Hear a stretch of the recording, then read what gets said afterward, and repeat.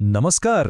1 मे हा दिवस म्हणजे आपल्या महाराष्ट्रासाठी फक्त एक सुट्टीचा दिवस नाही, अजिबात नाही.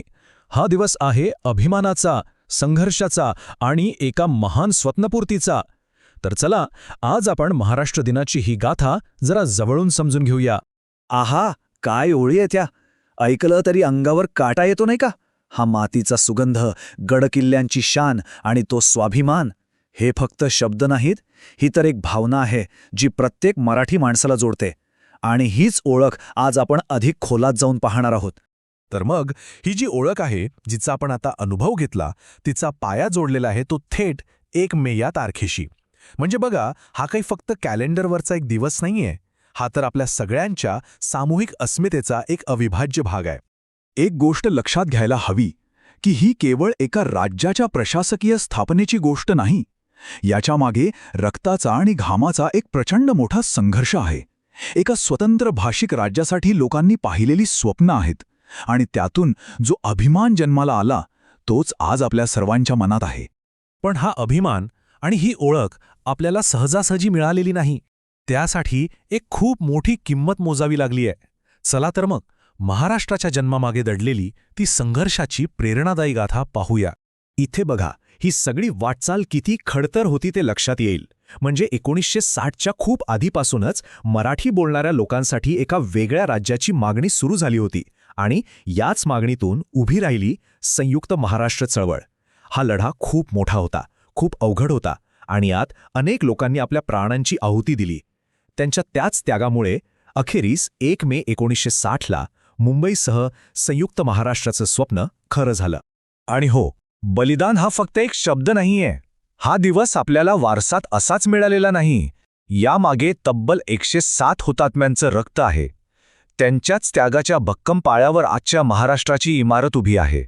आणि म्हणूनच महाराष्ट्राची ही माती, ही फक्त माती नाहीये, ती एक प्रेरणास्थान आहे. या मातीच्या कणाकणात तो त्याग, तो स्वाभिमान रुजलाय, आणि तोच आपल्या संस्कृतीतही उतरला आहे. त्या संघर्षातून आपल्याला केवळ एक भौगोलिक राज्य नाही मिळालं, तर आपला एक समृद्ध सांस्कृतिक वारसाही जपला गेला. चला, महाराष्ट्राच्या या रंगीबेरंगी संस्कृतीची जरा ओळख करून घेऊया. विविधतेत एकता, हे तर महाराष्ट्राचं जणू ब्रीदवाक्यच आहे. बघा ना, एका बाजूला कोकणाचा निळाशार समुद्र आहे, तर दुसऱ्या बाजूला विदर्भाची रांगडी काळी माती. प्रत्येक भागाची स्वतःची अशी एक वेगळी चव, वेगळी बोली आणि वेगळी परंपरा, आणि हे सगळं मिळून तयार होतो आपला एकसंध महाराष्ट्र. आणि ही विविधता आपल्याला कुठे कुठे दिसते? अहो, सगळीकडेच. संत ज्ञानेश्वरांपासून ते कुसुमाग्रजांपर्यंत आपल्या मराठी भाषेची ती अवीट गोडी आहे. गणेशोत्सवाच्या त्या 10 दिवसांत दिसणारा तो एकोपा आहे. पाल्यात चाळ बांधून सादर होणाऱ्या लावणीचा तो ठसका आहे. आणि हो, वारकरी परंपरेसारखी आजही जपलेली महान मूल्य आहेत. पण महाराष्ट्र फक्त इतिहासात रमून राहिला नाही, अजिबात नाही. या सांस्कृतिक पायावर उभा राहून महाराष्ट्राने प्रगतीची एक नवी दिशा पकडली. बघूया भविष्याकडे महाराष्ट्राची वाटचाल कशी राहिली आहे.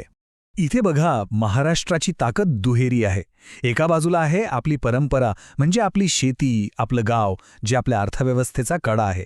आणि दुसऱ्या बाजूला आहे भविष्य, म्हणजे पुणे मुंबईसारख्या शहरांमधले मोठमोठे उद्योग, IT पार्क्स. आणि हाच तो समतोल आहे, परंपरेचा आणि आधुनिकतेचा, जो महाराष्ट्राला नेहमी पुढे ठेवतो. अगदी बरोबर. हेच तर महाराष्ट्राचं खरं सूत्र आहे. परंपरा जपत, भविष्य घडवत. याचा साधा सरळ अर्थ काय? तर आपण आपली मुळं विसरत नाही, पण त्याचवेळी भविष्याला सामोरं जायला, नव्या संधी स्वीकारायलाही मागे हटत नाही. इतिहास, संस्कृती, प्रगती या सगळ्याच्या पलीकडे जाऊन महाराष्ट्र म्हणजे नेमकं काय आहे आपल्यासाठी? तर ती आहे एक अभिमानाची भावना. एक अशी भावना जी आपल्या सगळ्यांना घट्ट बांधून ठेवते. खरे, आज मराठी माणूस जगात कुठेही गेला असेल, पण त्याचं मन मात्र याच मातीत घट्ट रुतलेलं आहे.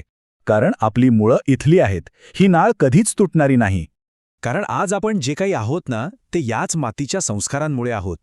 छत्रपती शिवाजी महाराजांचा तो पराक्रम, संतांची ती थोर शिकवण, आणि आपल्या समाजसुधारकांचे ते पुरोगामी विचार, या सगळ्यांनी मिळूनच तर आपल्याला घडवलं आहे. तर मग या सगळ्या गोष्टीचं सार काय?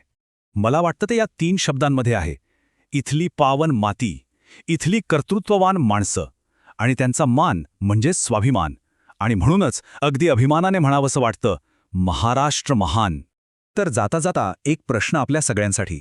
माती, माणूस आणि मान हा जो आपला महान वारसा आहे तो आपण पुढच्या पिढीपर्यंत कसा पोचवणार आहोत यावर आपण सगळ्यांनी मिळून नक्की विचार करूया. आणि चला महाराष्ट्राला आणखी महान बनवण्यासाठी एकत्र येऊया.